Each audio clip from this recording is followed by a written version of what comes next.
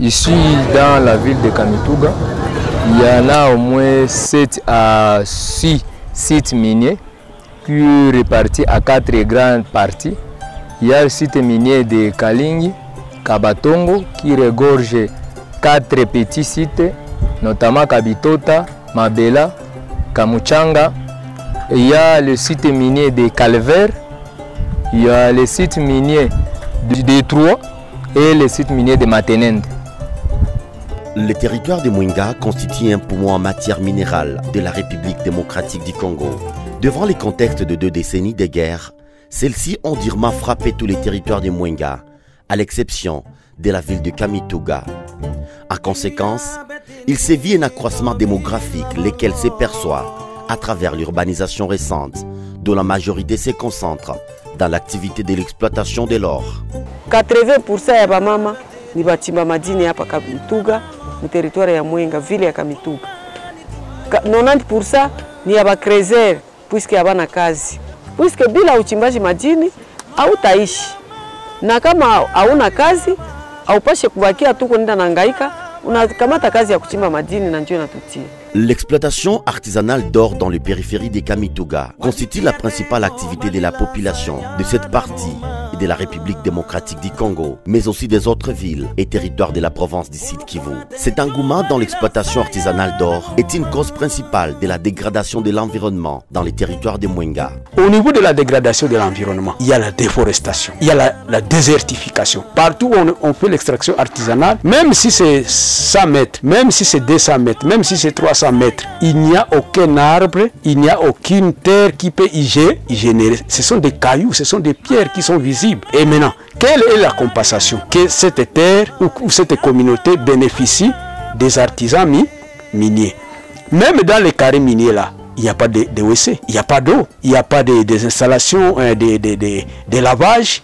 Et c'est pour cela qu'il y a des maladies telles que les verminoses, la diarrhée, hein, toutes ces maladies-là des mains sales, c'est monnaie courante dans les différents carrés miniers et que cela doit interpeller. Les impacts de l'exploitation artisanale de minerais sont légion. L'activité intense de l'homme sur la forêt défavorise beaucoup la végétation et l'environnement parce que les orpailleurs exercent une forte pression sur l'environnement à travers l'abattage des arbres. En même temps, les produits chimiques qu'ils utilisent polluent les eaux, dégagent des gaz nocifs à l'homme et l'atmosphère et par ricochet perturbent les saisons climatiques. Maafa ya environnement ni kusema tu ile shimo inaharibisha hewa, maji pia inachafuka. Hatukwake na maji ya kukunwa, hatuna toilet na kuko benye biko wanagonjwa na kuko benye biko na resiste kidogo. Puisque bila uchimbaji madini hautaishi. Unakamata kazi ya kuchimba madini na njoo inatutia. Dans les carrés miniers de Kamituga, plusieurs rivières sont étouffées par des barrages et toutes sortes de déchets. Ces eaux sont polluées. Du coup, les usagers de l'eau sale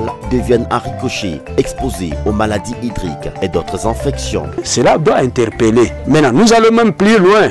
Les femmes qui sont dans les mines et même la communauté en général, il y a la prévalence du VIH-Sida. Il y a la prévalence des maladies sexuellement transmissibles. Il y a la prévalence même de la famine, parce que si on se mettait à présenter des statistiques, des rapports entre les personnes qui sont dans l'agriculture pour donner la nourriture et ceux qui sont dans l'artisanat minier, ceux qui sont dans l'artisanat minier sont plus nombreux que ceux qui sont dans l'agriculture. C'est ainsi que les prix sont très chers. La nourriture coûte extrêmement cher dans les différents carrés miniers et que nous estimons que s'il y a des mesures de sauvegarde, il y a des mesures de protection de l'environnement, il y a beaucoup de facteurs humains, des facteurs naturels qui pourraient être améliorés, même si nous partons aujourd'hui des accidents, mais nous pensons que nous allons axer le travail sur la sauvegarde de l'environnement, sur la capitalisation des femmes dans l'artisanat minier, en termes de coopératives minières des femmes, en termes d'autres formes d'organisation des femmes, mais qui défendent leurs intérêts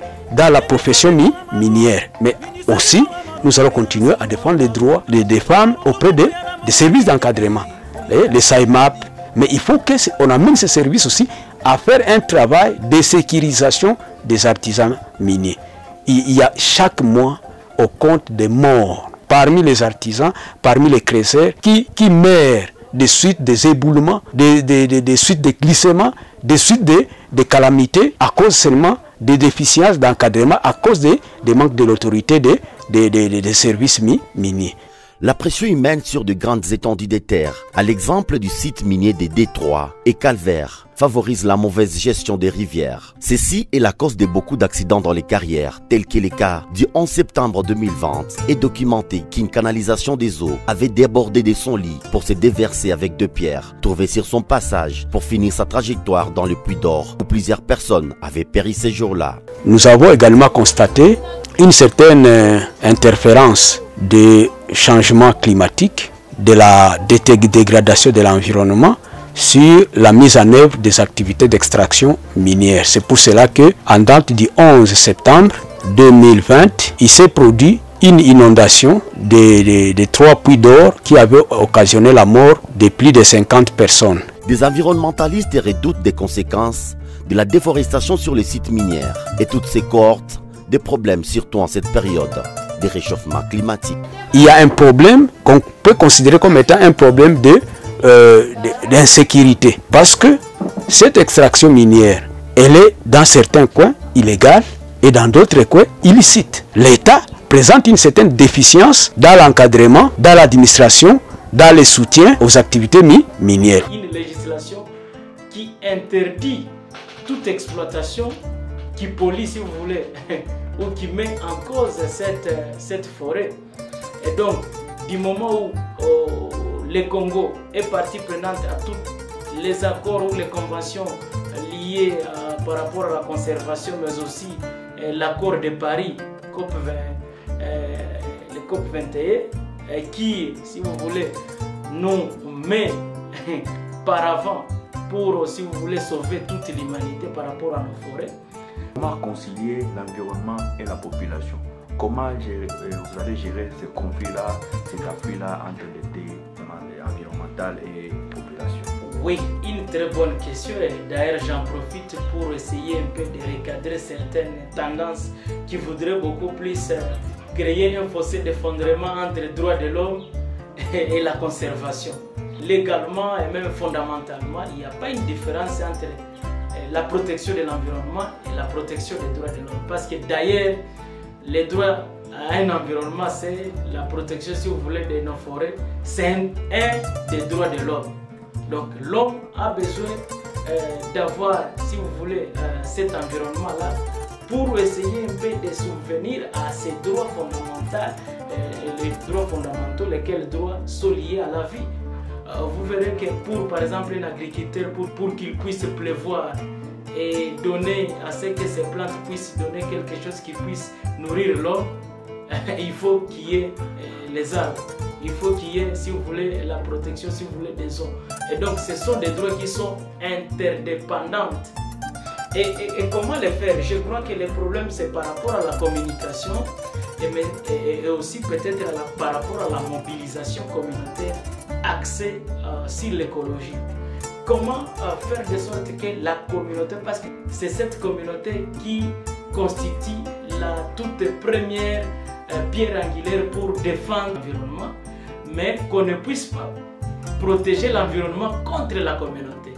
Parce que l'existence même de cet environnement fait de l'existence de cette communauté. Imaginez-vous les communautés qui vivent dans les déserts. Ce sont des communautés qui sont dépourvues, si vous voulez, de cet environnement. Et par conséquent, si vous voyez les Mororo qui sont en train de descendre vers la RDC, c'est parce qu'il y a eu des catastrophes environnementales et par conséquent, de cet environnement-là, les gens sont obligés de manière automatique ou naturelle de quitter leur terroir.